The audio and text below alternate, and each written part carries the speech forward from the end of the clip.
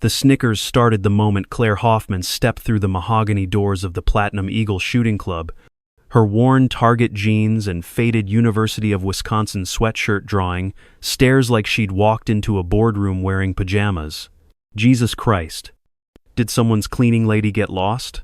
Sneered a voice from behind designer sunglasses, followed by the kind of laughter that rich men use to remind everyone else of their place in the food chain. Claire's calloused hands tightened around the strap of her canvas bag as she approached the reception desk, where a perfectly manicured woman in a Chanel suit looked her up and down like she was examining roadkill. The receptionist's nose wrinkled slightly as if Claire brought the stench of poverty with her, a look Claire recognized from every job interview, every parent-teacher conference, every interaction with people who measured worth by the thread count of your clothes and the balance in your checking account. The Platinum Eagle wasn't just any shooting range. Nestled in the hills of Northern Virginia, it catered exclusively to Washington, D.C. is power elite, where senators, CEOs, and federal judges came to unwind by putting holes in paper targets while discussing which laws to break next over aged whiskey. The annual membership fee cost more than most people's cars, and the waiting list was longer than the one for kidney transplants. Getting inside required either serious money or serious connections, and Claire had neither. What she did have was a crumpled invitation that had arrived in her mailbox 3 days ago, printed on heavy cardstock and bearing the club's embossed eagle logo. The invitation was for a special demonstration event, open to select members of the public as part of some tax-deductible charity initiative that allowed the club's wealthy patrons to write off their recreational expenses as community outreach. Claire had entered the lottery on a whim after seeing an online advertisement, never expecting to win anything in her life, much less this.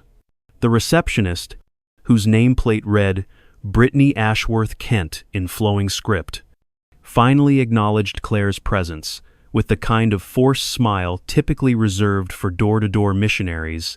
"I'm sorry, but the service entrance is around back," she said, her voice dripping with the practiced condescension of someone who'd spent her life explaining to lesser people why they didn't belong. Claire placed the invitation on the polished marble counter, watching Brittany's expression shift from dismissive to confused to begrudgingly professional as she examined the authentic letterhead and official stamp.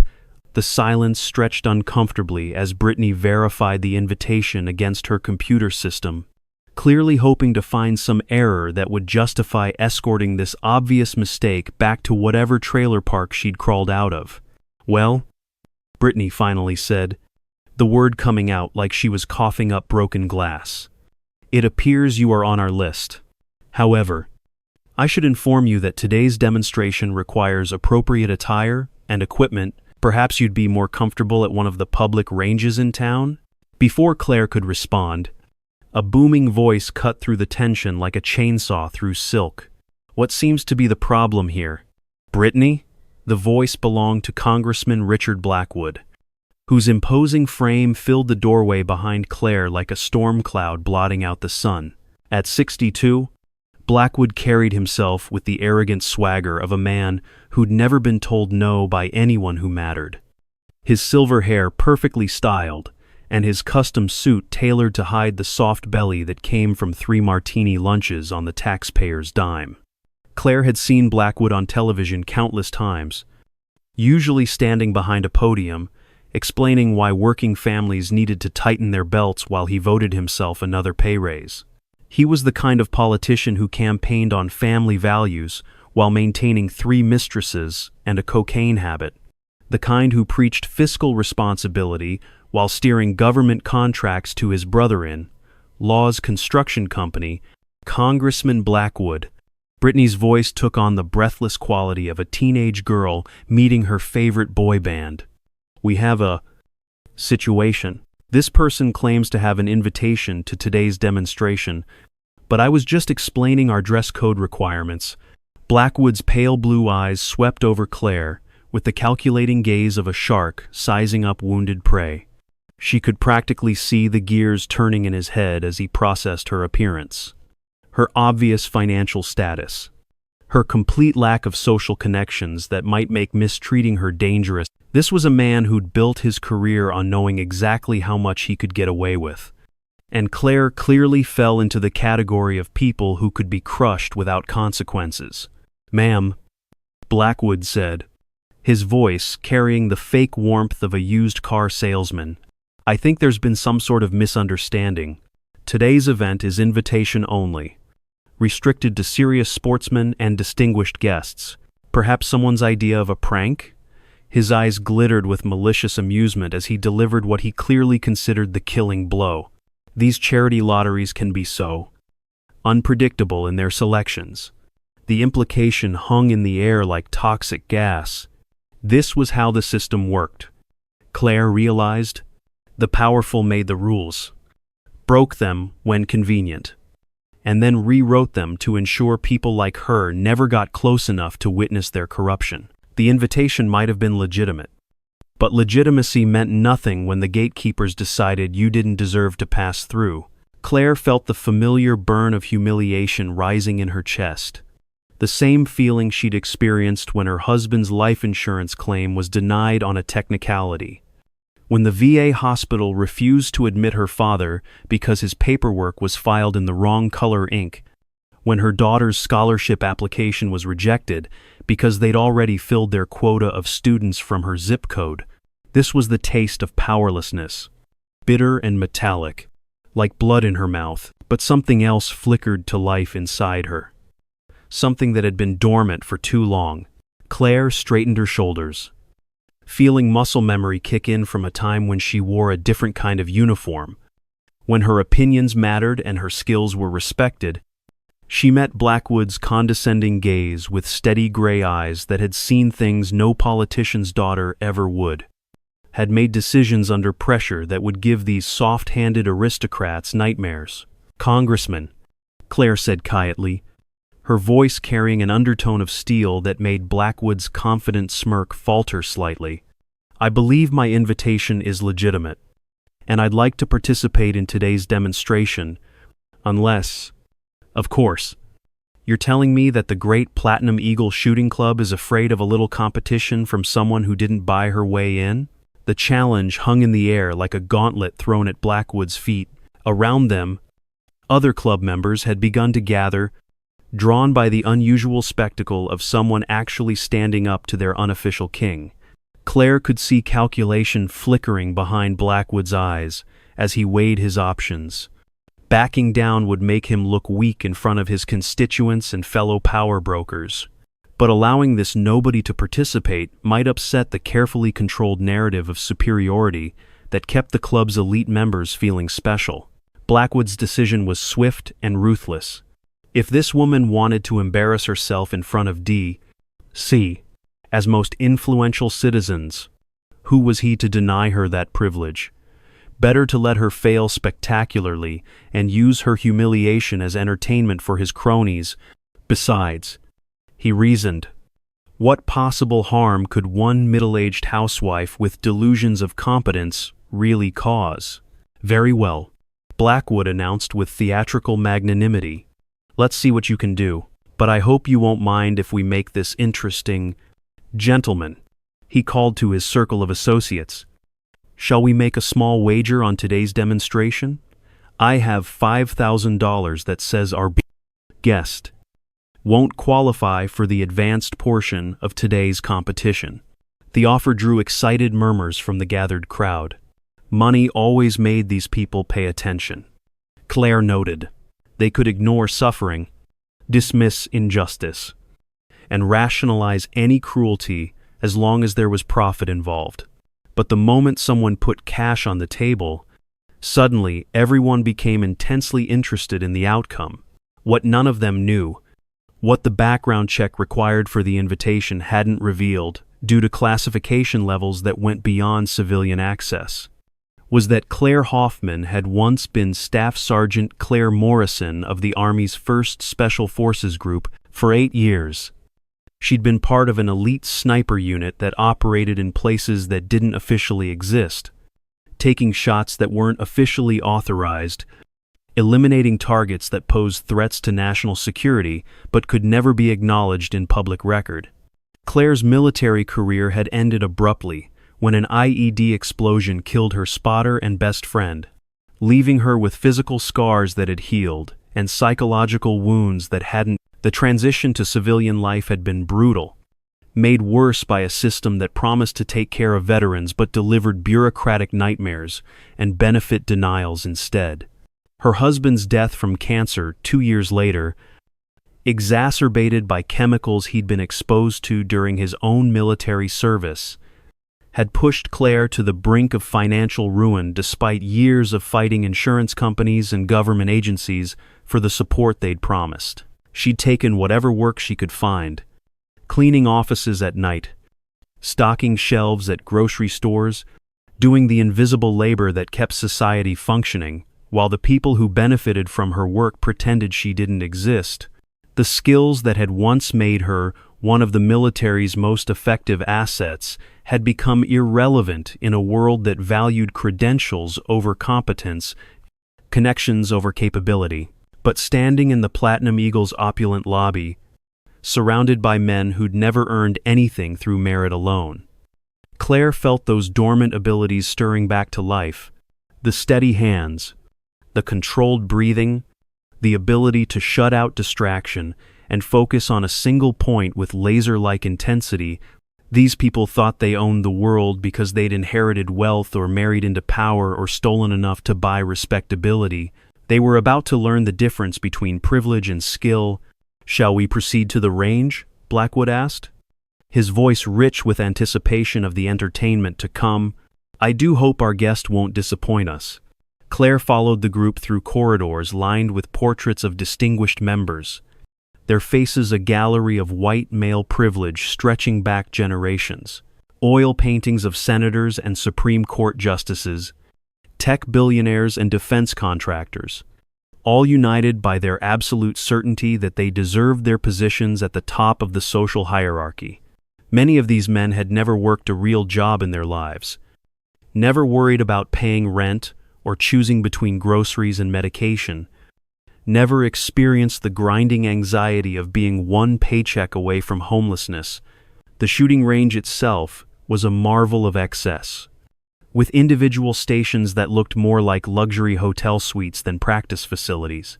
Each position was equipped with state-of-the-art electronic targeting systems, climate control, and noise-dampening technology that probably cost more than Claire's annual income. The targets themselves were works of art, precision manufactured to exact specifications and replaced after each use, regardless of whether they'd been damaged. Range Master Timothy Harrington, a retired Marine colonel whose permanent tan and perfect posture suggested someone who'd never seen actual combat, approached with a clipboard and an expression of barely concealed amusement.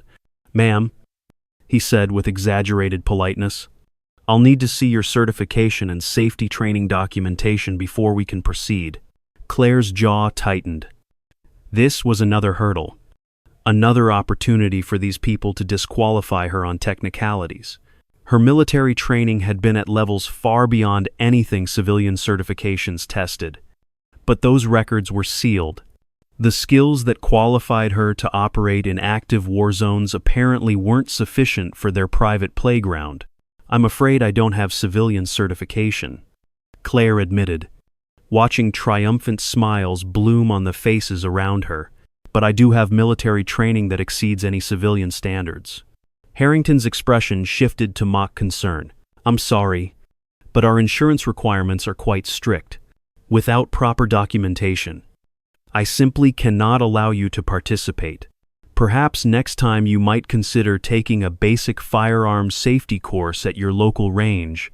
The dismissal was delivered with the smooth professionalism of someone who'd perfected the art of exclusion, wrapped in reasonable-sounding policies that just happened to keep the wrong sort of people in their place. Claire could see the setup now. How the invitation had been designed to create exactly this scenario: dangle the carrot, get someone's hopes up, then snatch it away with bureaucratic requirements that were impossible for ordinary people to meet. But before Claire could respond, another voice cut through the tension. "That won't be necessary. Tim," the speaker was General Patricia Morrison, retired chairman of the Joint Chiefs of Staff, whose small frame and grandmotherly appearance concealed one of the sharpest military minds of her generation. At 78, she remained a formidable presence, who commanded respect from presidents and privates alike. Morrison approached with the measured stride of someone who'd walked through minefields, both literal and metaphorical, her keen eyes studying Claire with professional interest. "Staff Sergeant Morrison," she said quietly. Using Claire's maiden name and former rank, "I thought I recognized those shoulders. It's been a long time." The recognition hit Claire like a physical blow. General Morrison had been a lieutenant colonel when Claire served under her command in Afghanistan. One of the few officers who treated her women soldiers as equals rather than curiosities, Morrison had personally recommended Claire for advanced sniper training, had written the evaluation that opened doors to the most classified missions. "General Morrison," Claire managed, her voice thick with unexpected emotion. "I didn't expect to see you here." Morrison's smile was genuine, a sharp contrast to the forced pleasantries Claire had endured all morning. "I maintain an honorary membership here, though I rarely use it. These gentlemen seem to prefer their wars theoretical rather than actual." The barb was delivered with surgical precision, making several of the gathered politicians shift uncomfortably. "Tim," Morrison continued, turning to the rangemaster with the kind of authority that had once commanded armies, "Staff Sergeant Morrison's training exceeds anything your civilian certifications test. I'll personally vouch for her qualifications. Unless, of course, you're questioning my judgment." Harrington's face cycled through several shades of red as he realized he'd been maneuvered into an impossible position.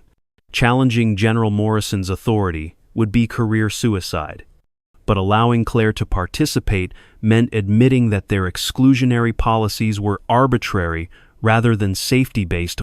"Of course not, General," Harrington stammered. "If you vouch for her qualifications, that's certainly sufficient for our purposes." Blackwood's confident smirk had transformed into something resembling constipation as he watched his carefully orchestrated humiliation falling apart. "Well," he said with forced joviality, "it seems our guest has friends in high places. How fortunate."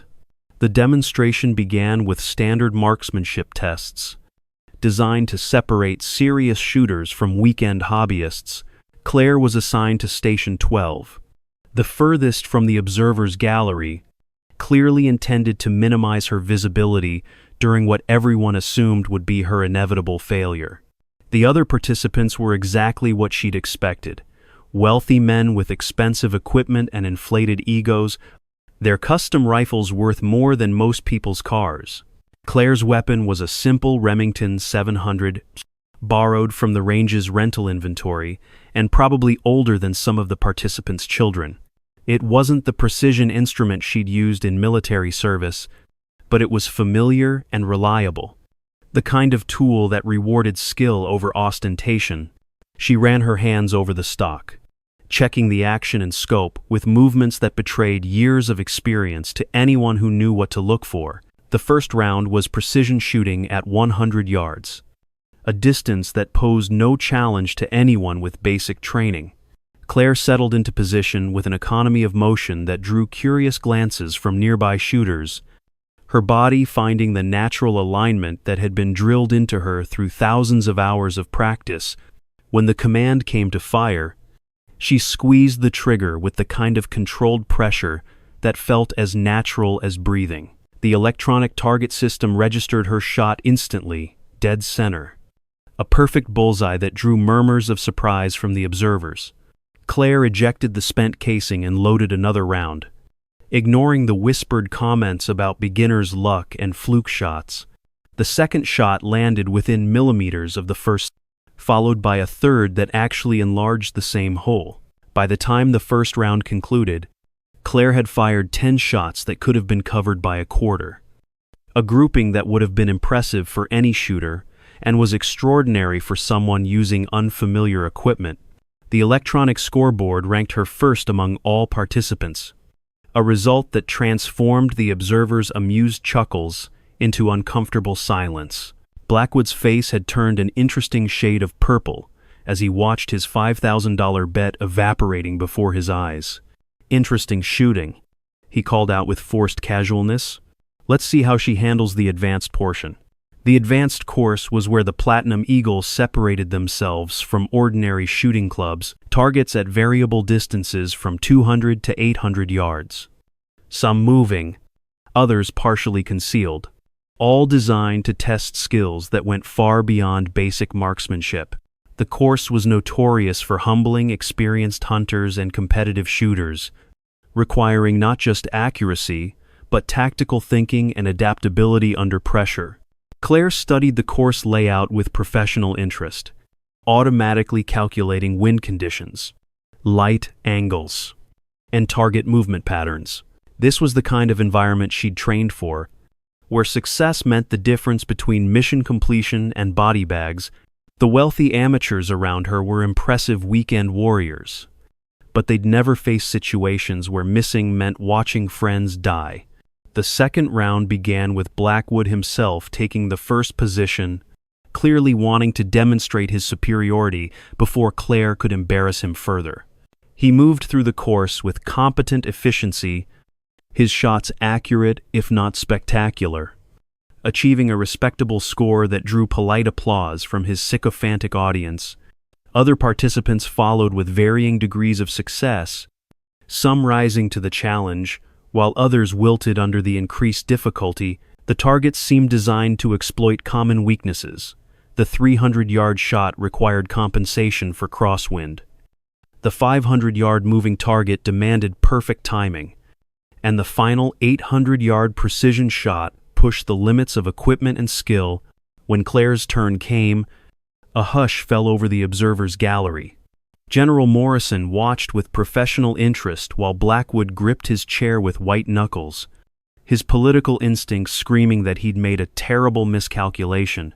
The other participants had stopped their own preparations to watch, sensing that something significant was about to happen.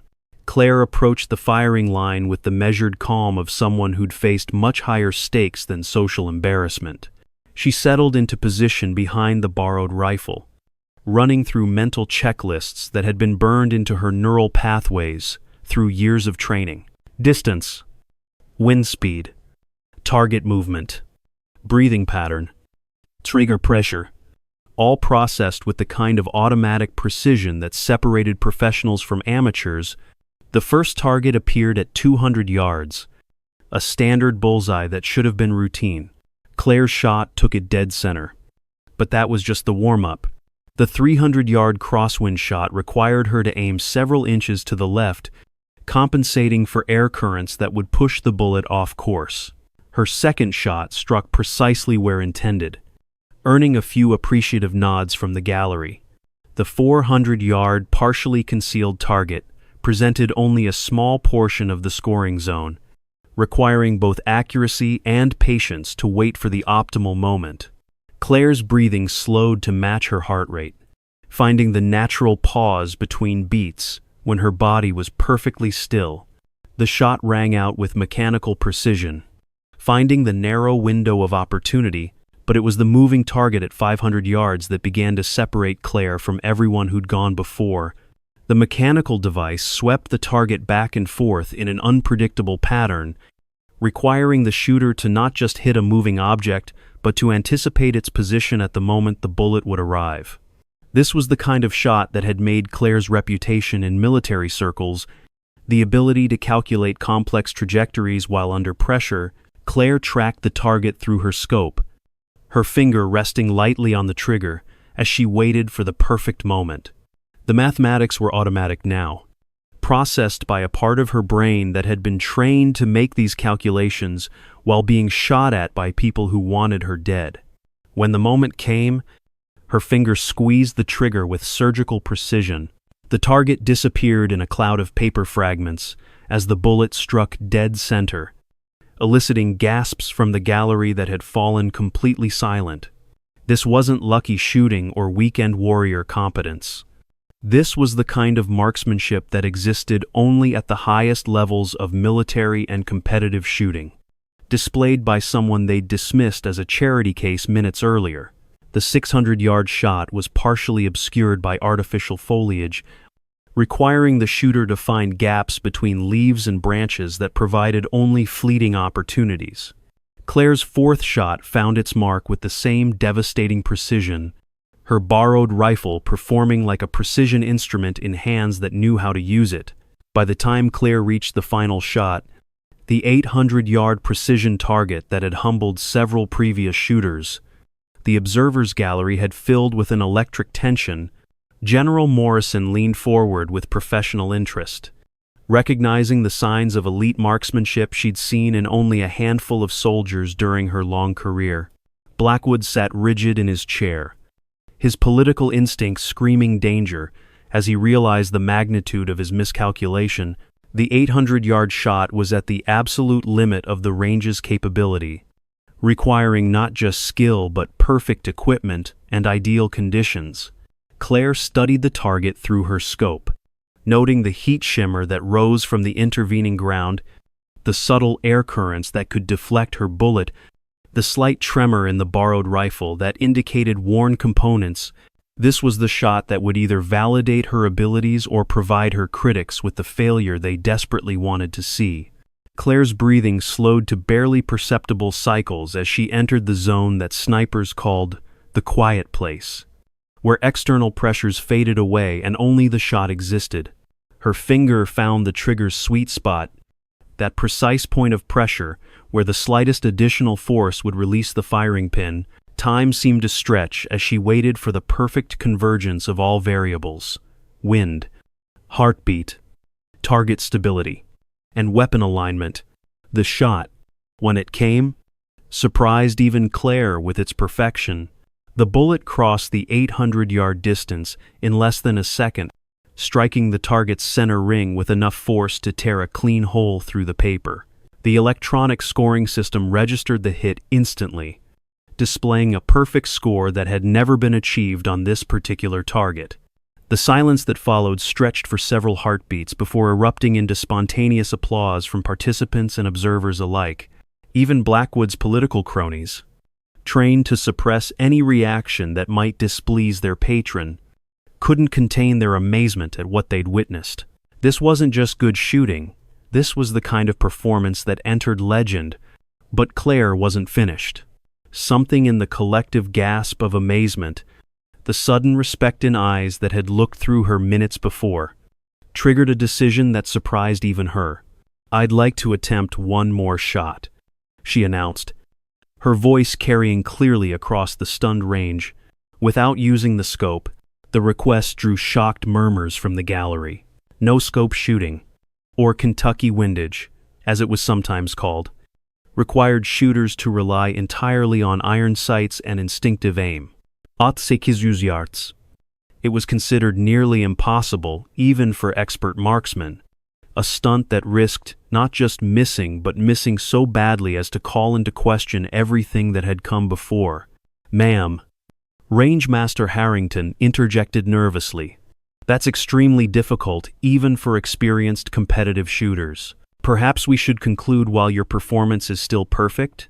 Claire met his concerned gaze with steady gray eyes that held depths of experience he'd never fathom. "I appreciate your concern, but I'd like to try." She turned to address the gallery directly, her voice carrying an edge of steel that made politicians and power brokers shift uncomfortably in their padded chairs.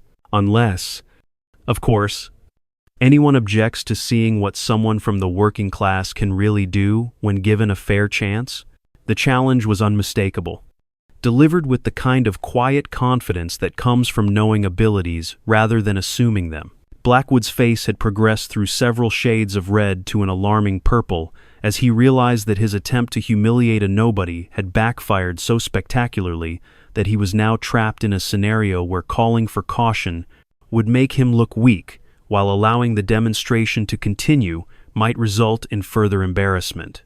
By all means, General Morrison intervened smoothly, recognizing both the political dynamics at play and the historic nature of what they were witnessing. I think we'd all be interested to see what Staff Sergeant Morrison can accomplish. Claire removed the scope from her borrowed rifle with practiced efficiency, leaving only the basic iron sights that had been standard military equipment for over a century. The simple posts and notches looked primitive compared to the sophisticated optics the other shooters relied on, but they were what she'd learned on during basic training before advancing to more complex equipment, the 800-yard target, visible to the naked eye only as a small white square against the earthen backstop, seemed impossibly distant without magnification. Wind conditions had shifted slightly since her previous shot, requiring new calculations based entirely on visual observation and experience. This was shooting stripped down to its most fundamental elements: human eye, steady hand, and the kind of intuitive understanding that came from years of practice under conditions where failure meant death. Claire settled into her firing position with deliberate care, knowing that every movement was being scrutinized by people who understood enough about shooting to recognize both the difficulty of what she was attempting and the implications of success. Her breathing slowed to the deep, controlled rhythm that oxygenated her blood while minimizing body movement. Her heart rate decreased as her nervous system entered the state of heightened calm that marked true professionals under pressure. Through the iron sights, the distant target became a study in geometry and physics. Claire's eyes tracked the subtle movements of grass and leaves that indicated wind direction and speed, processed the heat shimmer that would affect bullet trajectory, calculated the precise point of aim that would compensate for all variables. This was shooting as much art as science, requiring not just technical knowledge, but an almost mystical connection between shooter, weapon, and target. The gallery had fallen into complete silence, the kind of breathless attention usually reserved for high-stakes sporting events or political announcements that could change the course of history. Even the staff members had stopped their routine activities to watch, sensing that they were witnessing something that would be discussed for years to come. Claire's finger found the trigger with familiar precision, applying pressure so gradually that the firing pin's release seemed to happen of its own accord. The rifle's report echoed across the range with finality, followed by the kind of silence that accompanies moments of historical significance 800 yards away. The electronic target system registered the impact with a beep that seemed impossibly loud in the hushed atmosphere. The hit indicator flashed green, showing a strike within the center ring that would have been impressive with a scope and was simply impossible without one, according to everything these people thought they knew about shooting. The explosion of amazement that followed shattered the reverent silence like a thunderclap. Participants and observers erupted in applause. That was part appreciation, part disbelief, and part recognition that they'd witnessed something that transcended ordinary sporting achievement. This was the kind of performance that separated legends from mere experts, the demonstration of skill so far beyond normal parameters that it forced a fundamental reevaluation of what was possible. General Morrison rose from her seat with the measured dignity of someone who'd seen history made and unmade during her military career. "Ladies and gentlemen," she announced in the kind of voice that had once commanded armies, "you have just witnessed something that maybe a dozen people in the world could accomplish." Staff Sergeant Morrison's performance today ranks among the finest displays of marksmanship I've observed in 50 years of military service. The general's endorsement carried weight that transcended politics and social connections. Patricia Morrison's reputation was unassailable. Her word, trusted by presidents and prime ministers, her judgment respected by allies and enemies alike. When she spoke, people listened. And what she was saying now was that Claire Hoffman wasn't just a good shooter or even an exceptional one. She was operating at a level that existed only among the world's most elite marksmen, Blackwood's face had completed its journey through the spectrum of embarrassment to arrive at something resembling shocked acceptance. His $5,000 bet was the least of his concerns now. He'd badly misjudged someone who'd just demonstrated capabilities that suggested connections and background far beyond what her appearance indicated. In Washington, D.C., underestimating people was a career-limiting mistake, and Blackwood was beginning to realize he might have just made a very expensive error in judgment. Remarkable shooting, Blackwood managed, his politician's instincts forcing him to pivot gracefully, even as his internal calculations ran damage control scenarios. Perhaps we've been too hasty in our assumptions about what constitutes proper credentials. The admission was as close to an apology as men like Blackwood ever offered, delivered with enough political skill that it could be interpreted as magnanimous recognition rather than capitulation to superior force. But everyone present understood the real message. The power dynamic had shifted, and the woman they dismissed as irrelevant had just demonstrated abilities that demanded respect. Claire began the process of clearing and securing the borrowed rifle with the kind of practiced efficiency that marked professional shooters. Her movements were economical and precise, betraying no excitement or triumph despite having just achieved something that bordered on the miraculous. This was the demeanor of someone for whom exceptional performance was normal rather than noteworthy, whose standards were set by life and death situations rather than social competitions. "Where did you learn to shoot like that?" Rangemaster Harrington asked, his earlier condescension replaced by genuine professional curiosity. "I've never seen iron sight shooting at that level outside of military demonstrations." Claire looked up from her rifle maintenance, meeting his gaze with eyes that held depths of experience most people never acquired. "Afghanistan," she said simply. "Iraq. A few other places that aren't in the travel brochures. Turns out, when people are shooting back, you learn to make every shot count." The casual reference to combat experience recontextualized everything these people thought they understood about the woman who'd just embarrassed their assumptions. This wasn't some weekend warrior who'd gotten lucky or even a talented amateur who'd risen to the occasion. This was a combat veteran whose skills had been forged in environments where failure meant watching teammates die, where precision wasn't a sport but a survival requirement. General Morrison approached Claire with the kind of measured respect that one professional offered another. "What have you been doing since your discharge?" "Staff Sergeant?" Claire's expression tightened, almost imperceptibly.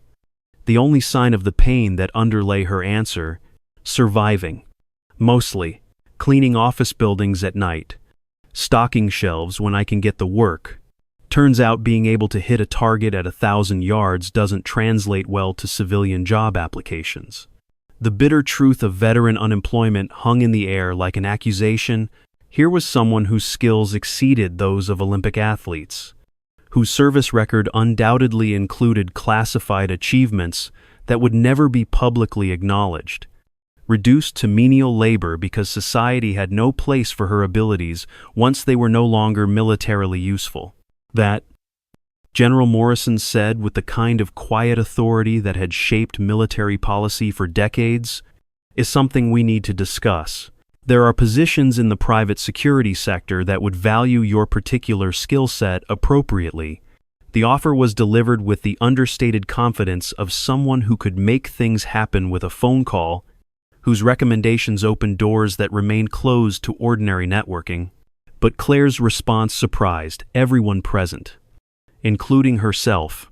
"Thank you, General, but I think I'm done with the shooting business. Today was..." She paused, searching for words that could capture the complex emotions of vindication, closure, and rediscovered self-respect. "Today was about proving something to myself more than anyone else. I think I've done that." The gallery began to disperse as participants and observers processed what they'd witnessed and its implications for their own assumptions about merit, class, and capability.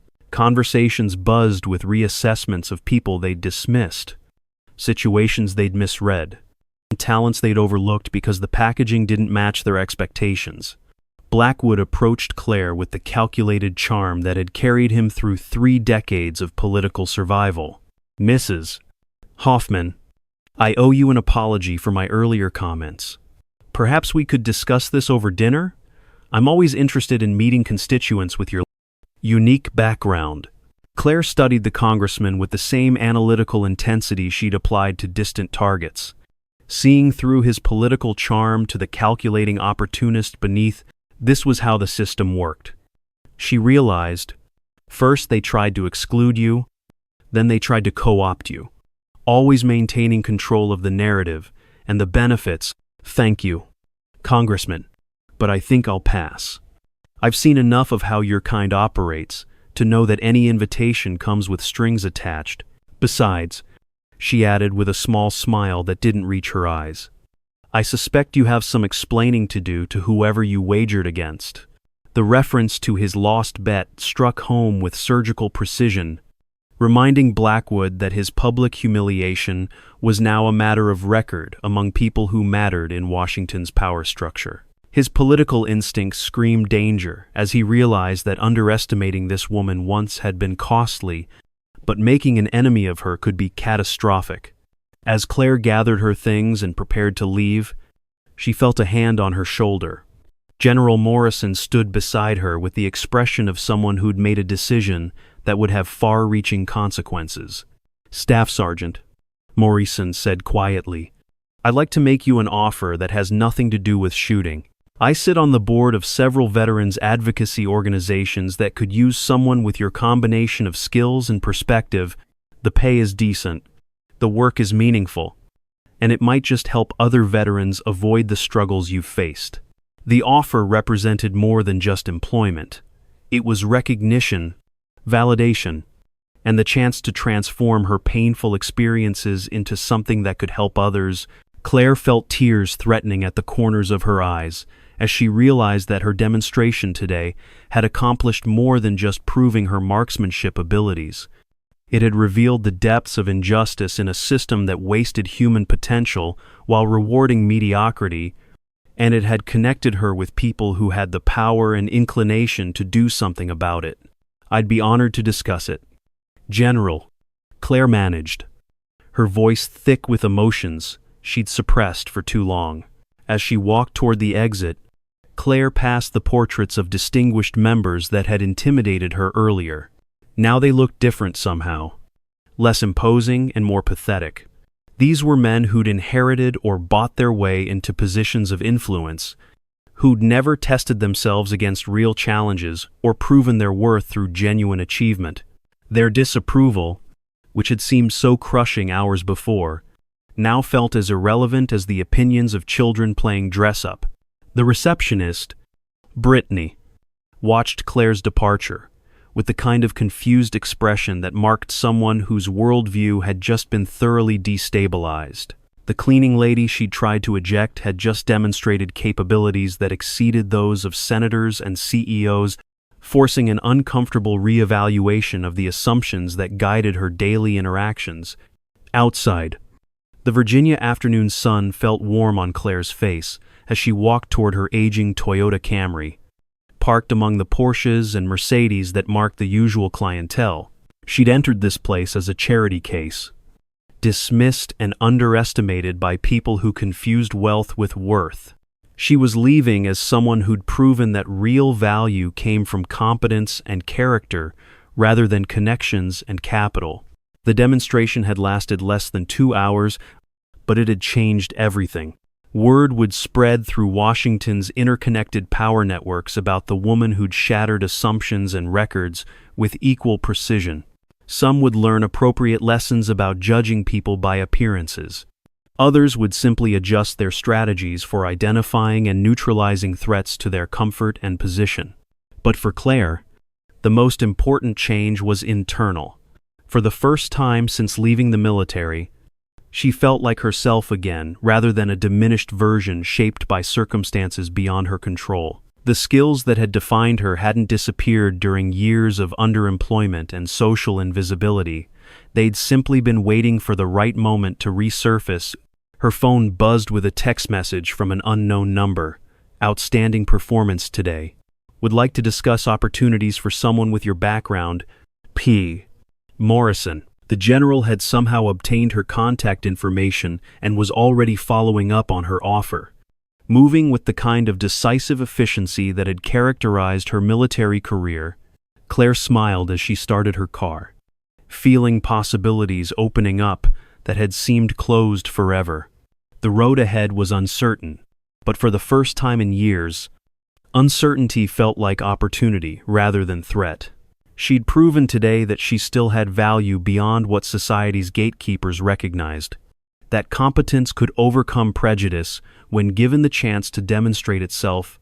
As she drove away from the Platinum Eagle Shooting Club, Claire caught a glimpse of the building in her rearview mirror. It looked smaller somehow, less intimidating and more ridiculous. Behind those mahogany doors, powerful men were probably still processing the implications of what they'd witnessed, trying to reconcile their assumptions about class and capability with the reality of what one underestimated woman had accomplished. The lesson they'd learned today wouldn't change the fundamental inequities of a system that rewarded connections over competence, but it might make them think twice before dismissing someone based on appearances alone. And for Claire, that was enough. She'd proven what she needed to prove, to them and to herself. The rest was just the beginning of whatever came next.